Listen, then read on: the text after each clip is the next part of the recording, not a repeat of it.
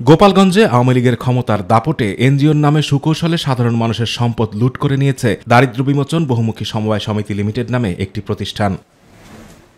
পরিবারে আর্থিক সচ্ছলতা ফিরিয়ে আনতে গার্মেন্টস শ্রমিক ফরিদুল ইসলাম 2020 সালে এনজিওর মালিক আনোয়ার ফকির ও তার ভাই দেলোয়ারের কাছ থেকে 2,50,000 টাকা ঋণ নেন। অভিযোগ উঠেছে 3,15,000 টাকা দেওয়ার পরেও অস্ত্রের মুখে ফরিদুল ও তার স্ত্রীর কাছ থেকে ফাঁকা চেক ও স্ট্যাম্পে স্বাক্ষর নেন এনজিওর মালিক আনোয়ার, দেলোয়ার ও তার লোকজন। 20,000 50,000 টাকা দিয়ে 10 লক্ষ 20 লক্ষ এরকম টাকা হাতিয়ে নিছে, তাদের বাড়ি থেকে বের করে দিছে। এরকম বহুত মানুষ আছে এলাকায়। শুধু ফরিদুল নয়, একই অবস্থা এলাকার আরও 8টি পরিবারের।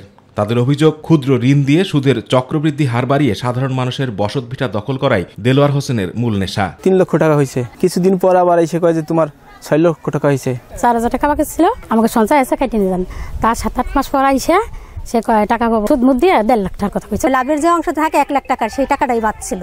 তো ওই টাকার যখন সুদ চাইছে এখন আমরা দিতে পারিনি, দিতে না পারায় ওই টাকার ওই টাকারে আবার সুদ ধরছে, মানে চক্রবৃদ্ধি করছে। চক্রবৃদ্ধি করে এরকম এরা 5 লাখ 6 লাখ টাকা বানাইছে। বিগত সরকারের আমলে প্রাণনাশের ভয়ে মুখ বন্ধ রাখলেও ভুক্তভোগীরা একে একে মুখ খুলতে শুরু করেছেন। বিচারের দাবিতে বিভিন্ন মন্ত্রণালয়ে লিখিত অভিযোগ জানিয়েছেন তারা। আমার স্ত্রীরে ফোন দিছে, ফোন দিয়ে কয় কি যে তুই দলিল আর পর্চা নিয়ে আয়, এটা নিয়ে আয়, নইলে তো স্বামী রে কিন্তু ছাড়বো না, জানতে ছাড়বো না। সার্ভিসটারের কাছে আমাদের কোনো কথা বলতে জানি, আমরা যা বলবো তাই শুনবি। অফিসে এই বইলে নিয়ে গেছে, আমাদের রাস্তা নামাই দিছে, আমরা খুবই অসহায়।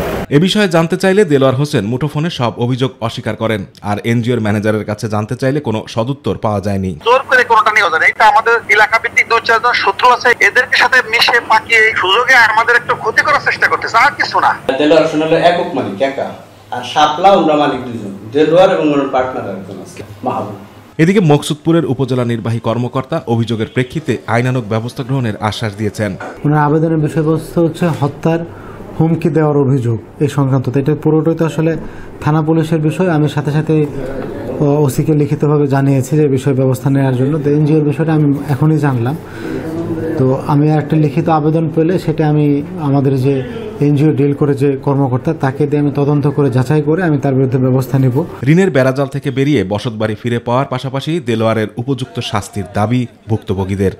বর্তমান সরকারের কাছে বিচার চাই। আতিকুর রহমান তিতাস, মাই টিভি।